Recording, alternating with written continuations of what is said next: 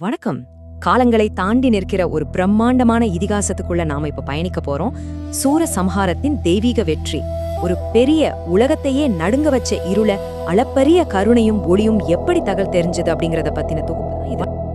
ஆழமான அசைக்கவே முடியாத இருளை தெய்வீக ஒளி எப்படி வெல்கிறது?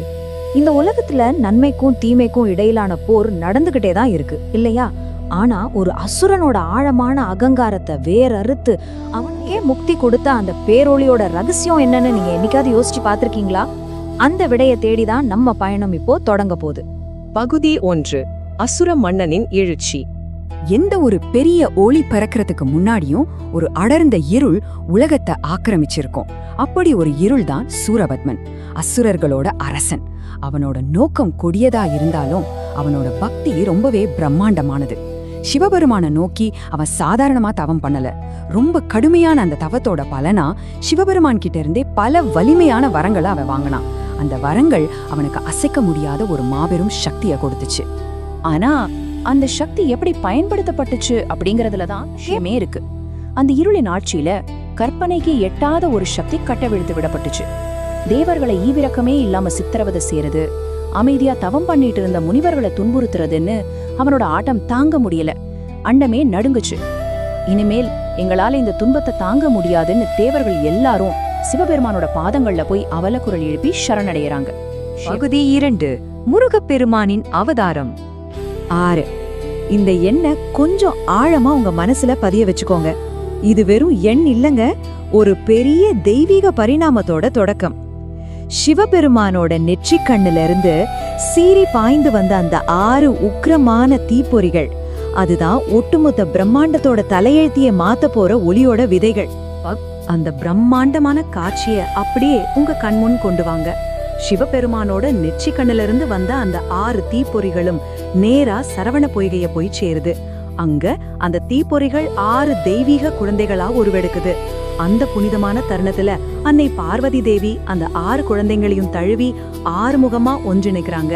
அந்த நொடியில தான் கருணையின் வடிவமா முருகப்பெருமான் அப்படிங்கிற மாபெரும் பேரொளி அவதரிக்குது. பகுதி 3. 6 நாட்கள் நடந்த இதிகாச போர்.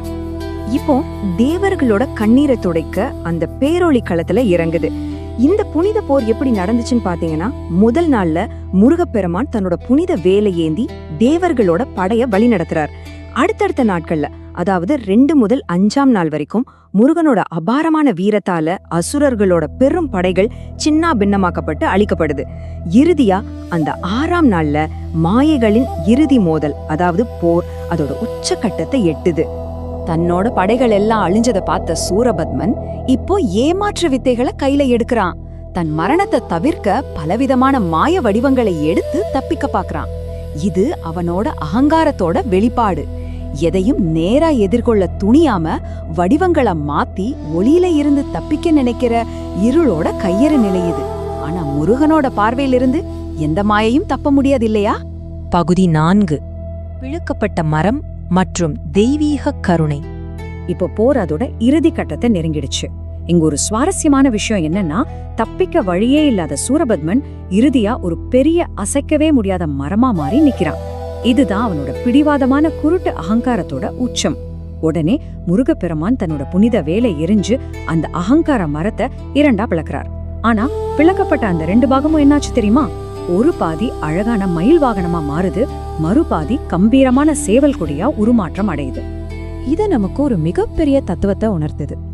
ஒரு பக்கம் அசுரனோட குருட்டு அகங்காரம் அழிக்கப்படுது, ஆனா மறுபக்கம் மனம் மாறின அந்த ஆன்மாவை ஏற்கும் தெய்வீக கருணைய பாக்குறோம். தோல்கடிக்கப்பட்ட தன் எதிரியையே தன்னோட வாகனமாவும் கொடியாகவும் ஏத்துக்கிறாரு முருகப்பெருமான். தன் எதிரிக்கும் முக்தி கொடுக்கிற இந்த தெய்வீக கருணை தான் இந்த இதிகாசத்தோட ஆக சிறந்த செய்தி. பகுதி 5. சூரசம்ஹாரத்தின் அர்த்தம். பல யுகங்களுக்கு முன்னாடி நடந்த இந்த போர் வெறும் வரலாற்று நிகழ்வு கிடையாது. இது சூரசம்ஹாரம், ஆழமா வேரூன்றிய தீமையின் மேல முழுமையான நன்மை பெறக்கூடிய புராண கால இறுதி வெற்றி. இது ஏதோ புத்தகங்கள்ல மட்டுமே இருக்கிற கதை இல்லைங்க. இன்னைக்கு வரைக்கும் தமிழ்நாட்டுல இருக்கிற பல முருகன் கோவில்கள்ல இந்த சூரசம்ஹார திருவிழா லட்சக்கணக்கான பக்தர்களால ரொம்பவே உணர்வு பூர்வமா கொண்டாடப்பட்டு வருது. இந்த வரிகளை கொஞ்சம் ஆழமா கவனிங்க. வேலின் பேரொளி ஆழமான மாயைகளை சுக்கு நூறாக்குகிறது. ஆமாம், ஞானம் அப்படிங்கிற ஒளியானது அறியாமைங்கிற இருளையும் அகங்காரம் அப்படிங்கிற மாயையையும் எப்போதுமே வீழ்த்திடும் அப்படிங்கறது இந்த வரிகள் நமக்கு ரொம்ப தெளிவா உணர்த்துது. இந்த மாபெரும் காவியத்தோட முடிவுக்கு நம்ம வந்துட்டோம். சூரபத்மனோட மாயைகளும் அகங்காரமும் முருகனோட வேலால் எப்படி பிளக்கப்பட்டுச்சோ அதே மாதிரி நம் ஒவ்வொருத்தருக்குள்ளேயும் சில மாயைகளும் இருளும் இருக்கத்தான் செய்யுது. அதனால உங்களை நீங்களே ஒரு கேள்வி கேட்டுக்கோங்க. ஞானத்தோட ஒளியால் வெல்லப்படுறதுக்காக உங்க வாழ்க்கையில என்ன மாயைகள் காத்துக்கிட்டு இருக்கு? அந்த பேரொளி உங்க இருளையும் விளக்கட்டும். நன்றி.